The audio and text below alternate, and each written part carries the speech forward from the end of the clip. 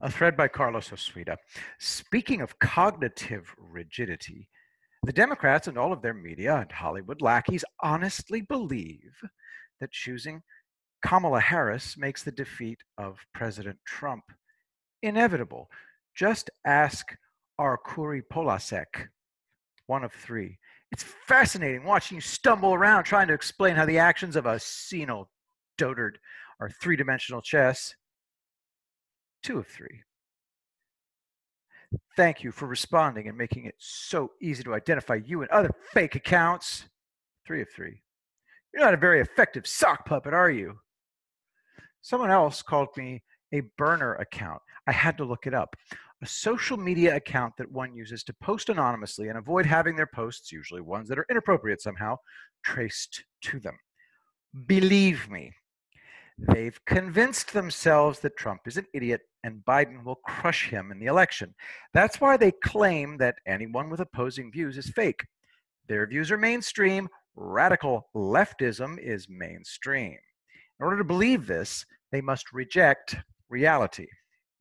Therefore, 2016 never happened, and Kamala Harris never dropped out of the presidential race before the primaries after consistently polling in single digits.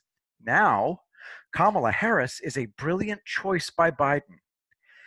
Hashtag Biden-Harris 2020 landslide is trending as I write this. I couldn't be happier. Trump is speaking right now. The U.S. Postal Service is asking for $3.5 billion to handle universal mail-in voting. Trump is explaining that they won't get it because the USPS refuses to explain how they'll use it. And he just said, when I win the election. First time he said this. How is he so sure? This is how. Politico.com. Trump's campaign knocks on 1,000,000 doors a week. Biden's knocks on 0. Those campaign workers are polling the voters. That is how Trump knows he'll win. He's taking the largest polling sample in history. Check this out. Quote from the article: the Republican and Democratic parties, from the presidential candidates on down, are taking polar opposite approaches to door canvassing this fall. The competing bets on the value of face-to-face campaigning during a pandemic has no modern precedent, making it a potential wild card in November, especially in close races. Not one Democrat is doing any canvassing. Absolutely insane. This is how I can promise you the GOP will take back the House of Representatives. Not one expert knows that canvassers are polling.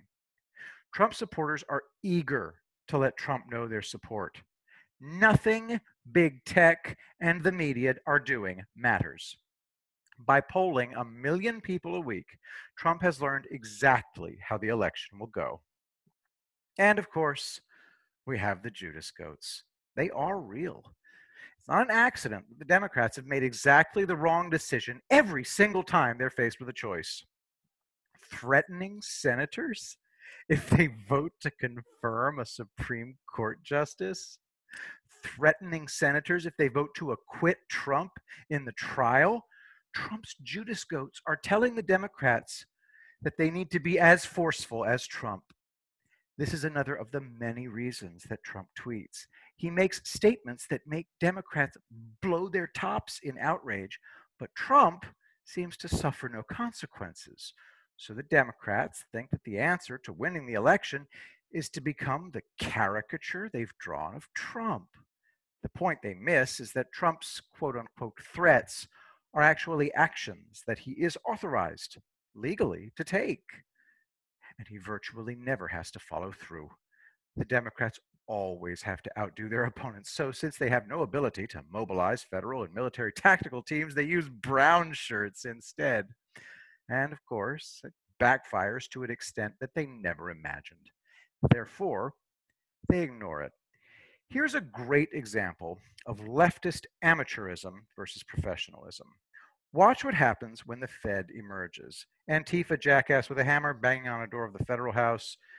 And then, of course, a federal guy is going to come out in a second. Look, Antifa jackass banging on door with hammer. It's a federal building. Here comes the cop. And we're off to the races. And then the second part. Oops. And then 3.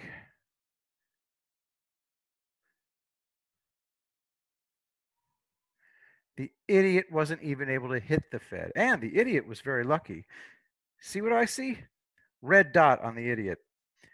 Federal Sniper Overwatch. The sniper team kept the Fed behind the door, informed about Hammerman, and Hammerman never even knew. This should help you understand Trump versus the Democrats. A 21st century Green Beret versus a caveman with a club. You don't win elections by berating and insulting people and promising to eliminate their jobs. Today, Trump was pretty much saying that he expects to win. I knew he'd win in 2016, and I know he'll win again. Hillary won the popular vote. She wasn't a terrible candidate. That's protective rationalization by Democrats. Joe Biden is unlikable, arrogant, and senile. Kamala Harris is unlikable, arrogant, and universally incompetent. Both have this in their closets. Today, Antifa.com was linked directly to Joe Biden's website on Google. Trump says that he imagines the political ads on Biden and Harris are going to be brutal, and the press seems to be whipped dogs in these appearances. Trump did something else. He got Democrats to say that Gettysburg represents white supremacy. Democrats are Trump's puppets. A puppet is cognitively rigid in that it has zero cognition. Neither do Democrats.